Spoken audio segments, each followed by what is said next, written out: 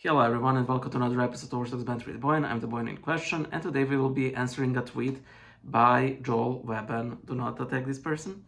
The tweet in question is: Eastern Orthodoxy is a fad. Evangelicals massively discredited themselves over the past few years. Responses to COVID and BLM. Eastern Orthodoxy only looks appealing by comparison. In the end, many will return to the Protestantism for two reasons. One, the Bible. Protestantism is the most scripturally faithful Christian tradition. Second, patriotism. Protestantism is distinctively American. Western civilization has historically proven itself to be the superior culture. Long term, the great Western tradition will not abandon American heritage for Eastern mysticism and essential oils for men. There is a mistake in the sentence structure, so I tried to improve it on the go.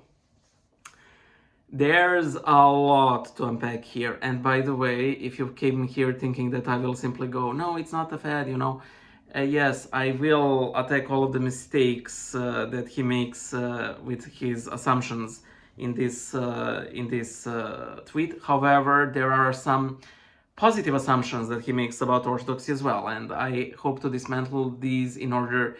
Well, I don't want to sell you guys snake oil, as he says. So, Eastern Orthodoxy is a fad. No.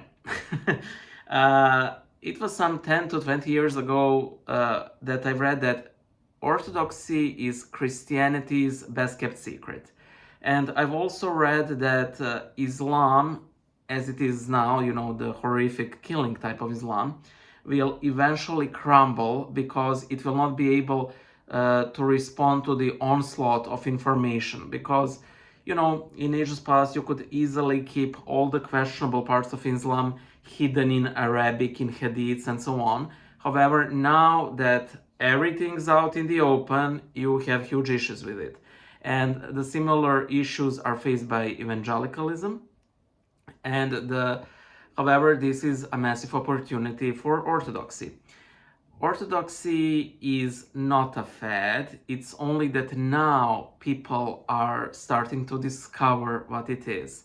And there is also that, I'm really paraphrasing it, but essentially something along the lines of, oh, great Orthodoxy, so small, so unknown, sometimes where this great pearl of great price is perhaps hidden underneath a thin layer of dust. That dust is being removed. The veils are being uncovered. The royal gates are bursting open, and people are seeing the glory of ancient Christianity. The thing is, a lot of current churches have fallen prey to the world. There's no going around this. Some to greater extent, some to lesser extent, and when it comes to individual churches, different parts have fallen prey to it more or less.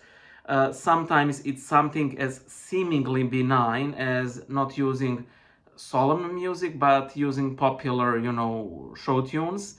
On the other hand, sometimes it's much more, noticeable.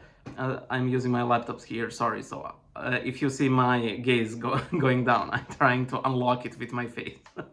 The second thing is, sometimes, and much more important, it's doctrinal, falling prey to the LGBTQ plus trans way of the world, and those things, while may not be clearly theological, they're very much theological, because a lot of our view of gender, of marriage, is essentially based on the relationship between Christ and the church, and that is where that whole ideology falls apart. All of these things provide great safeguards against the worldization of Eastern Orthodoxy.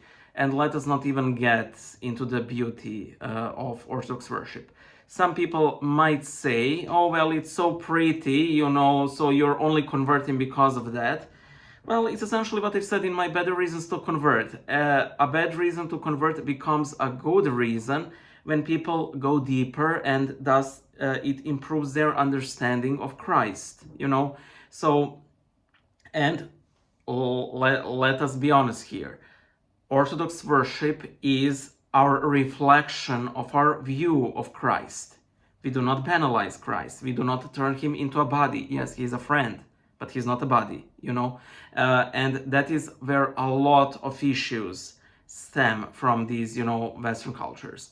I will go, through some of the other issues that he says. Evangelicals massively discredited themselves over the past few years, responses to COVID and BLM. This is the part where I, have to dash a couple of snowmen when it comes to Orthodox people. Orthodox churches have generally went line in line with what the secular powers in old countries did. I personally witnessed churches being closed. I personally witnessed, spoons being disinfected and so on. Thing is, in general, the Orthodox Church, unless there is very extreme outward persecution, will generally go in line with the secular powers. Now, that does not mean that we will change our doctrine. However, we might keep silent about things that we otherwise weren't. And that is the great benefit that Orthodox in America have, is that they are so little. There is very little government interference, whereas in traditionally Orthodox countries, sadly, the Orthodox Church tends to be a ministry within the state. And I know it sounds bad, it sounds horrible, but that's a matter of the fact. And this was like this for 2000, I don't want to say since the time of Constantine, but, close enough. Yes, occasionally we have an outlier like St. John Chrysostom, St. Ambrose of Milan, or St. Basil the Fool for Christ. But generally, the hierarchy will stick to the government. And if we had, for example, we had COVID. That's one prime example. And I think that a lot of Americans have been shocked by the way, and we have even dedicated accounts to this, have been shocked at how the Orthodox in traditionally Orthodox countries have dealt with COVID. That's that union of the state and the church, that symphony that everybody's been talking about. And people will say, well, no, that symphony is not that. It's never like that in practice. It's never like that. Oh, the state is there to wield the power and the church is there to be the conscience of the state. No, I mean, there's a lot of those elements therein as well, but it's not like the soul. That's a bit of idealized view of things. Let me go on with this. So I do agree that the reason why Orthodoxy looks better in comparison is precisely because Orthodoxy in the United States generally isn't under a lot of government interference. In the end, men will return to Protestantism for two reasons. The Bible. Protestantism is the most scripturally faithful Christian tradition. When I read this, honestly, I nearly burst out laughing. I know what he meant to say, but from the experience of many former Protestants, this is not how things are within the Protestantism. First of all, it's very difficult to throw this blanket claim that Protestantism is the most scripturally faithful Christian tradition. I'm trying not to be that guy, but I have. Which Protestantism? Because there are so many variants to Protestantism, and is it liturgical? It's more sermon-based? Is it more low church, high church? How do you guys view for example, Protestants denominations that stem from Protestantism that claim that God is not the Trinity, which is something you can sort of defend from the Scripture. There are a lot of Protestants who reject the real presence in the Eucharist, which is very, very directly spelled out in the Scripture. Ultimately, I believe that all of these three big traditions of Christianity, Catholicism, Orthodoxy, and Protestantism, there are some specific parts where you can sort of accuse us, sort of like calling the priest father and so on, having icons and statues, where you can sort of accuse us, but it does not mean that you're more scripturally faithful, because generally you're not. Again, generally you lack this direct link to the ancient church. You lack the apostolic succession. A lot of Protestants in America, again, they do not believe in the real presence in the Eucharist, especially evangelicals, which is, again, a big thing in Christianity. Oh, a lot of us would say, like, the most important part of worship, and you simply don't have that. You know, so that you're most faithful to the Bible, yeah. And also this is, this is a self-contained argument, something that I just realized. Is the most scripturally faithful Christian tradition. Well, if you put the scripture as the, ultimate everything authority, which is all Protestantism is about, you will, of course, you will see it as the most scripturally faithful tradition. But if we say the church, then we are. So it's sort of self-contained argument that does not have a whole lot of merit. The second thing is patriotism. Protestantism is distinctly American. Western civilization has historically proven itself to be the superior culture.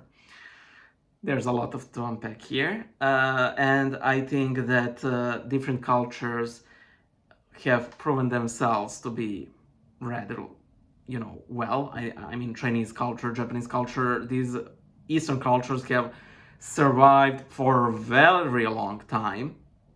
And by the way, when you say Western culture, I mean, a lot of that comes from Catholic Church, because they had Latin as their unifying language. So, you're piggybacking of the Catholic Church when it comes to that Western superiority. And yes, while the East is currently tending to the beast of communism through China, the West is tending to that beast of, again, all those faulty gender ideologies I mentioned previously. So,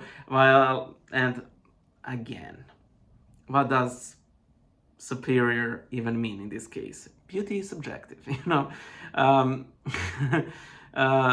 by the way, a lot of cultures were something before they became something better.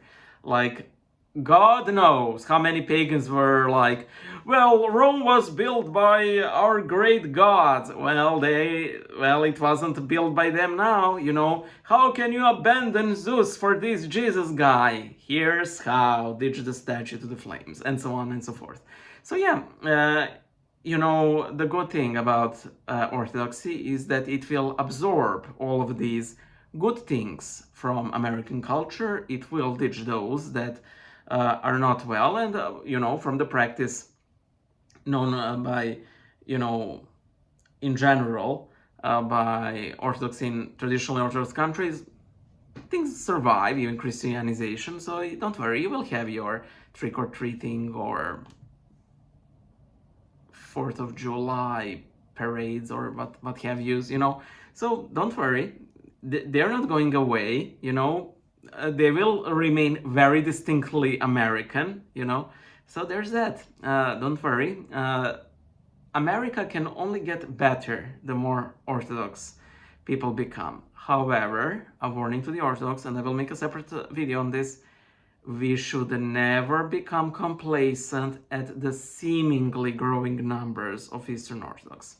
There's that, and I hope to see you guys in one of my next videos. Bye.